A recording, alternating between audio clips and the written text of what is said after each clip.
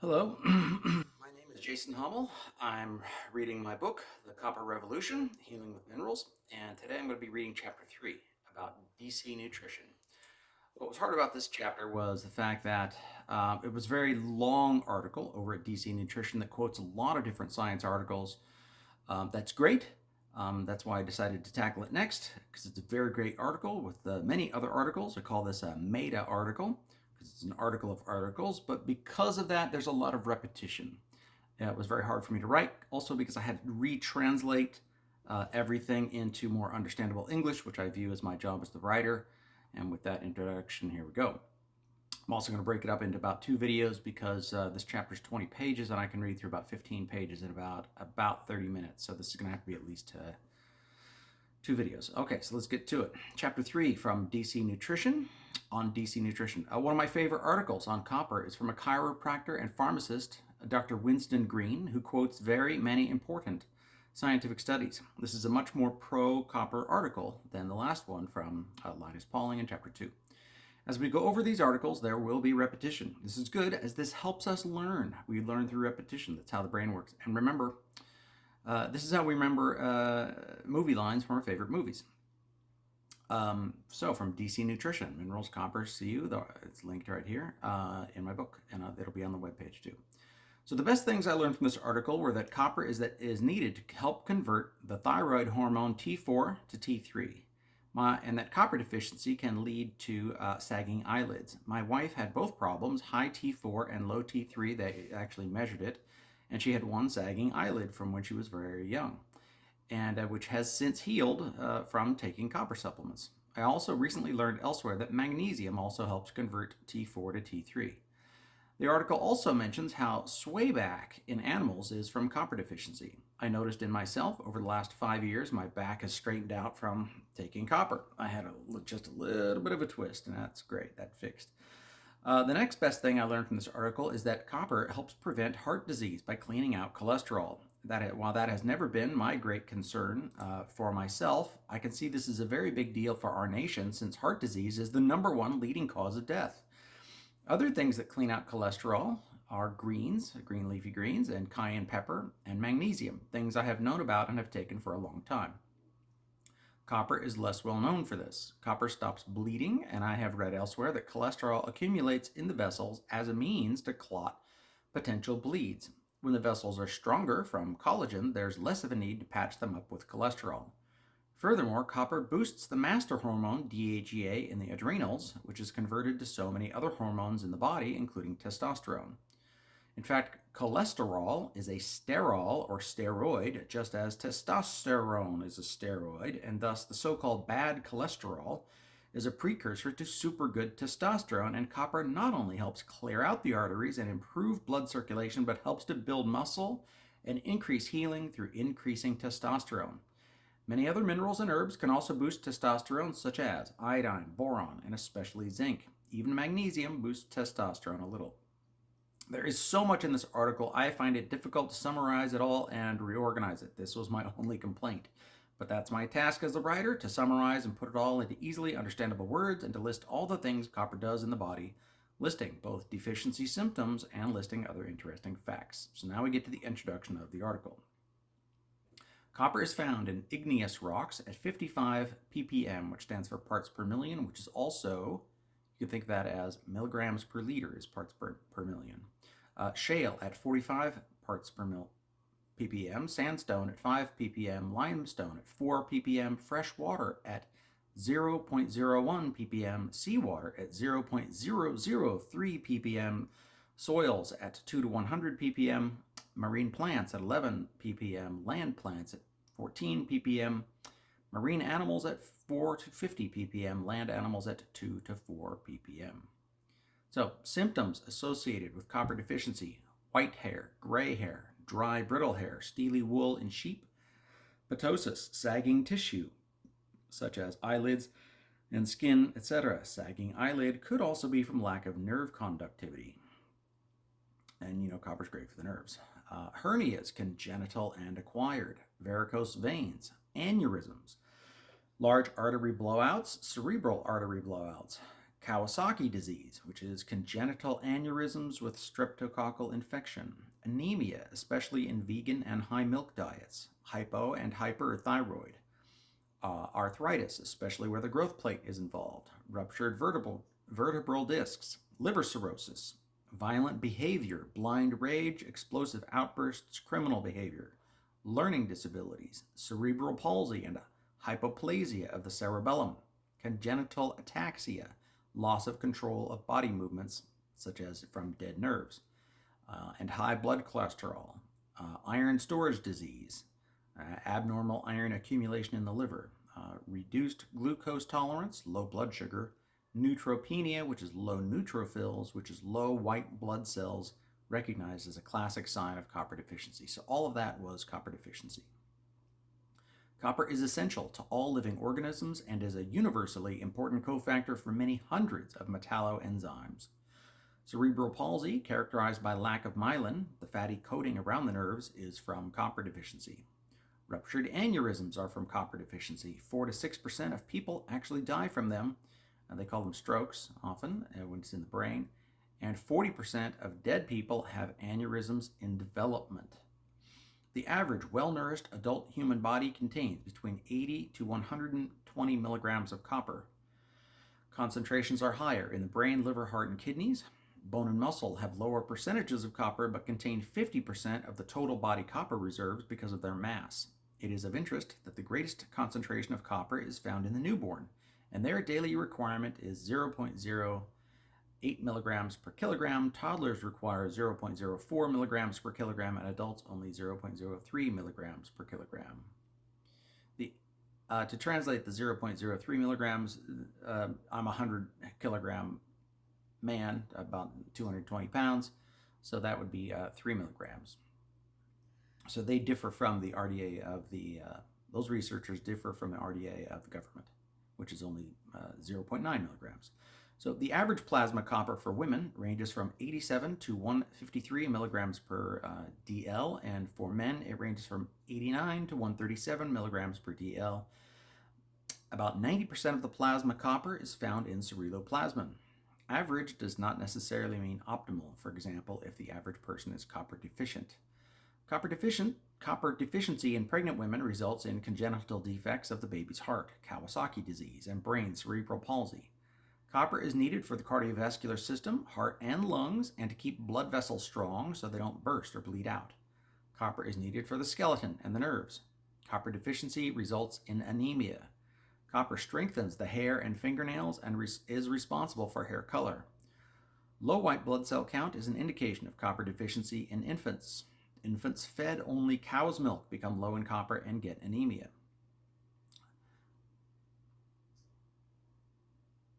Menkes syndrome is a rare copper absorption problem. They get low overall growth, strange hair and nails, loss of hair pigment, low body temperature, aneurysms, burst blood vessels, arthritis, and mental deterioration. They also die young. Pregnant women have high copper in the blood, 100% more, and so do women on oral birth control and IUDs. Copper is high in the blood, also during infections, liver disease, and niacin deficiency. Copper and the thyroid, new section. Again, this is not my writing, as I'm just summarizing the article at DCNutrition. There's so much I want to say on just about every little thing, but then the book gets too long. So back to it. Copper and the thyroid. Copper deficiency caused high cholesterol and low body temperature in rats. The rats also had high TSH and low T3, a common problem in people with thyroid problems. The copper enzyme that converts T4 to T3 was low in copper-deficient rats. That study suggests that low copper can cause hypothyroidism. Very little known fact. Copper, zinc, selenium, and iodine are all needed by the thyroid for thyroid hormones. Dr. Carl Pfeiffer thought copper was toxic and a cause of schizophrenia. He worked for the CIA and worked with Abram Hoffer, an advocate of niacin. I believe Abram Hoffer's bias was also against copper. I note that too much niacin at levels up to 3,000 milligrams a day is associated with liver disease, a symptom of low copper. I believe niacin blocks copper, which I cover later. Abram Hoffer is associated with Andrew Saul, a high vitamin C advocate, and vitamin C also lowers ceruloplasmin and thus copper. These guys advocate orthomolecular medicine, a term meaning right molecule, and that's just from Wikipedia. Wiki says they advocate minerals, but they do not advocate copper, which is strange. Perhaps this is why their ideas are said to be not very effective. Continuing to summarize from DCNutrition. The body of an adult contains 100 milligrams to 150 milligrams of copper. If you will notice, that's slightly different from what was said before, but he's quoting a different author now. Copper helps to make collagen. Again, also vitamin C and silica help make collagen. Copper and collagen strengthen cartilage, tendons, bones, and blood vessels, also muscles and other tissues, preventing hernias and hemorrhoids, etc. Copper helps maintain lung tissue and prevent emphysema. Copper insulates the nerve cells by making the myelin sheath. Copper prevents oxidative damage. Copper helps energy production in the mitochondria and helps burn fat. Copper helps make norepinephrine, both a neurotransmitter and adrenal hormone. About 30% of dietary copper, 1 to 3 milligrams, is assimilated. The standard American diet is copper deficient, and between 66% and 75% of the U.S. population do not consume enough copper. Dieters, older people, and alcoholics are vulnerable to copper deficiency.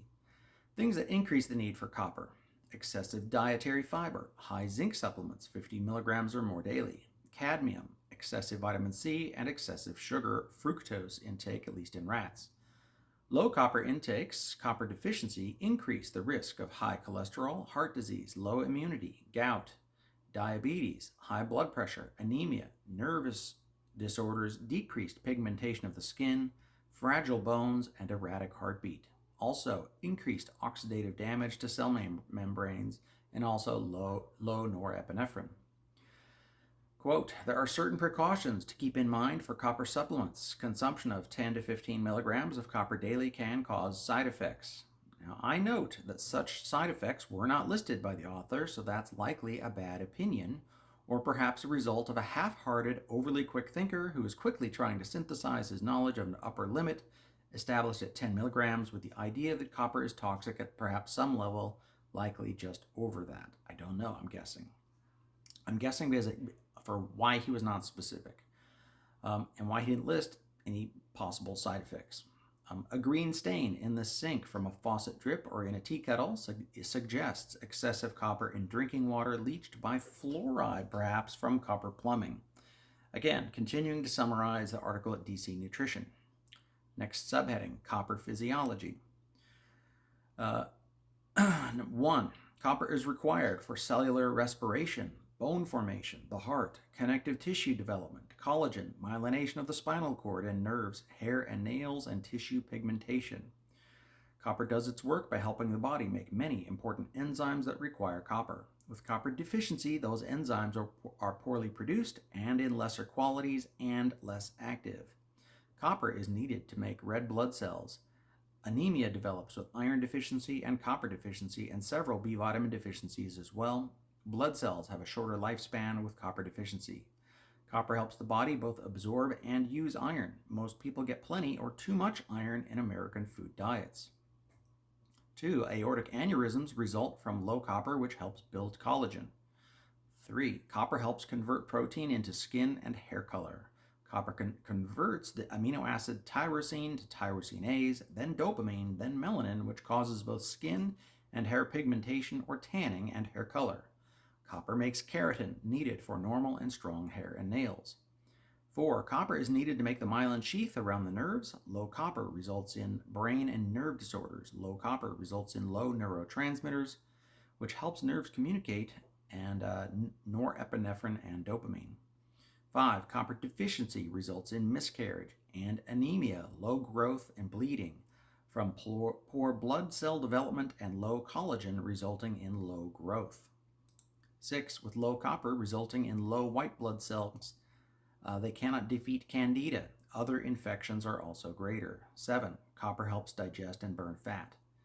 Quote, the National Institutes of Health did a study showing that 81% of people have less than 2/3 of the recommended daily allowance of copper of 0.9 milligrams.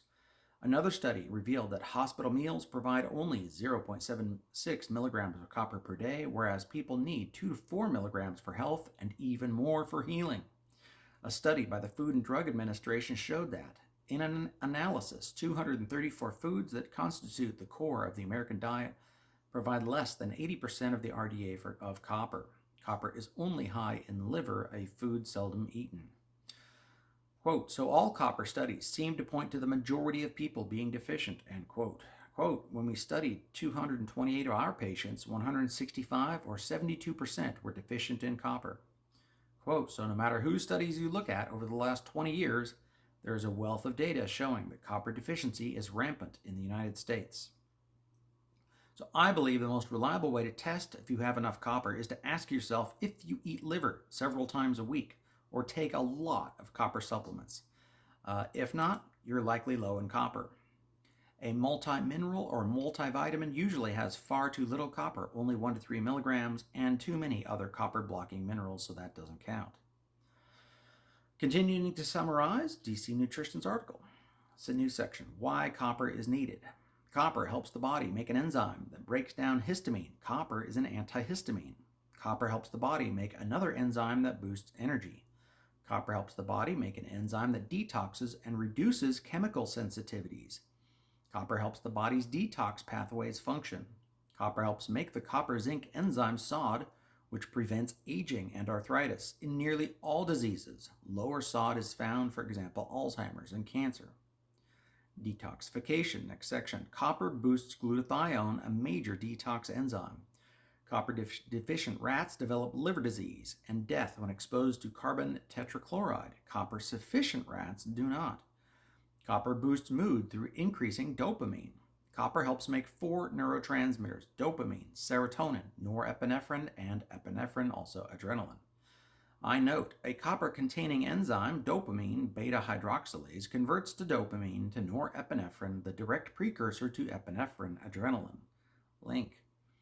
To get the final product, epinephrine, we only need a methylation, which is easy. In fact, exercise alone boosts adrenaline. Next section, the heart protector.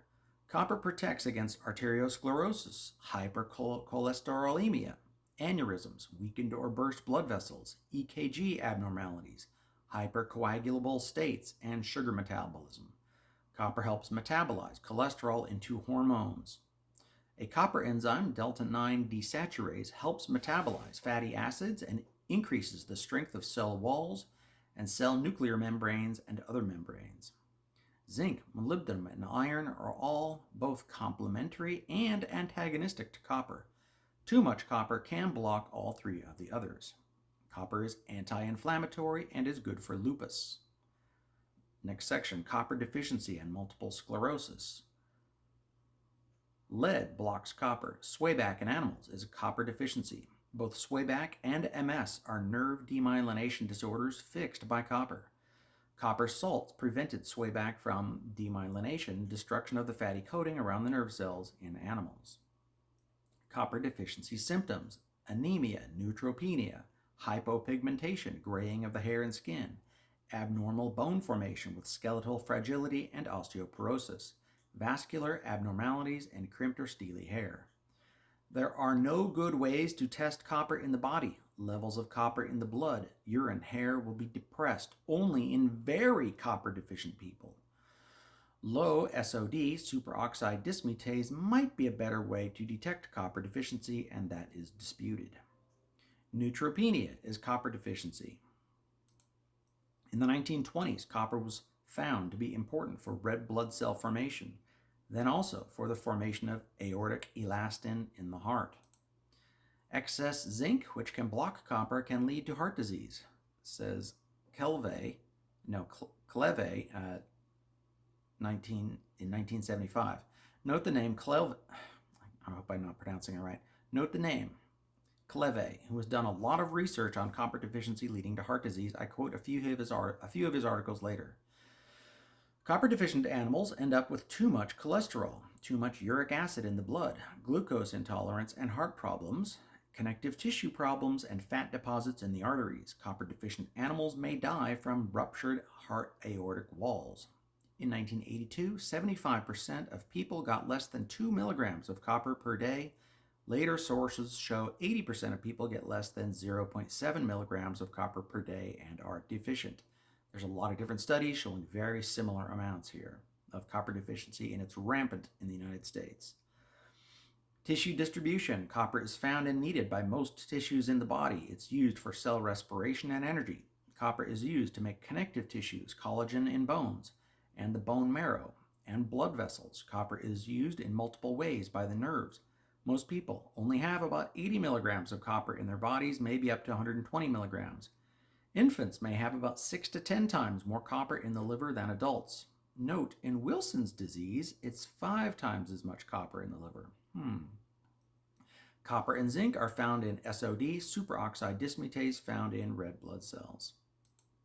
Low SOD activity has been linked to lung diseases such as acute respiratory distress syndrome, ARDS, or chronic obstructive pulmonary disease, COPD. Copper is bound to ceruloplasmin in the blood. Ceruloplasmin helps transport both copper and iron. Copper intake and assessment of copper status. There are no reliable tests to determine copper deficiency. Less than or equal to 2.6 milligrams of copper per day for periods up to 42 days is not sufficient for recovery from copper deprivation. You need more than 2.6. 2.6 was not enough. People get less copper in the modern era due to greater consumption of processed and sugary foods. Sugar blocks copper. Low copper is associated with aneurysms. Copper-deficient piglets grew smaller but had enlarged hearts. These findings are similar to rats. Many cardiac disturbances are found among many different animals when copper is deficient. Copper-deficient rats were anemic and exhibited a larger heart. Again, continuing to summarize the article at DCNutrition, and they summarize many different articles. Copper, you bet your heart. Infants fed cow's milk, which is low in copper, become malnourished. Copper is needed for the nerves, the immune system, as well as the lung, thyroid, pancreas, and kidney. Copper deficiency hurts the heart and blood vessels. The heart's ability to pump blood is weakened as the heart weakens. With copper deficiency, the heart also has less energy. Blood vessels do not dilate or open up with copper deficiency. This leads to high blood pressure, and the blood does not circulate as well.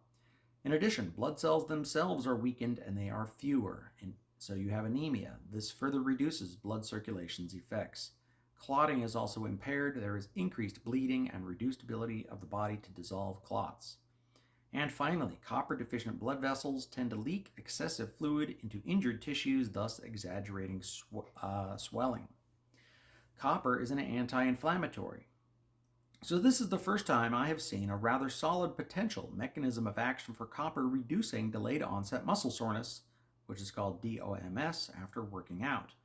As far as I know, I'm the only one who has discovered that copper reduces delayed onset muscle soreness. Upon further reflection, after having written this book, I realized that copper's power to detoxify the body, make collagen, make ATP for energy, and help the nerves by increasing neurotransmitters, by boosting testosterone and other hormones, clear out blood vessels of cholesterol, increase red blood cells, and increase blood supply are several other mechanisms of action that may contribute all to reducing muscle soreness after workouts. So, it is difficult to study copper deficiency in humans without hurting them because copper deficiency causes harm. The liver is the highest copper food, and people should take water-soluble copper supplements. Copper sulfate dissolves easily in liquid and is easily absorbed by humans. Copper intake and assessment of copper status. People become deficient on copper on 1 milligram of copper per day, which is above the RDA of 0.9 milligrams. Again, more than 2.6 milligrams of copper per day may be needed to recover from the effects of copper deficiency. Continuing to summarize the article at DCNutrition. Lack of a recommended dietary allowance for copper may be hazardous to your health. Most people do not get the RDA of 1 milligram of copper per day. This likely leads to irregular heartbeat, high cholesterol, and diabetes. They believe a copper RDA of 1 to 3 milligrams is better. Next section, copper for cancer. Copper is needed to make enzymes that are required for cells to use oxygen. Copper metabolism is disrupted in the presence of cancer. A reduction in tumor growth was reported when CF1 mice were injected with a single dose of copper zinc sod 1 hour after they implanted sarcoma 180 tumor cells. Copper inhibits tumor growth. It might be from increasing oxygen or detoxing or both. I note that copper detoxes fluoride, which is said to cause cancer, and of course there's controversy about that too. Copper is also antifungal, and cancer is said to be fungal. And fungal infections are often present with cancer, and they often give antifungal drugs to cancer patients. Like copper, iodine and boron are also both antifungal and also both detox fluoride. And that's it. We made it in less than a half an hour. Awesome. Thanks for tuning in. Bye-bye.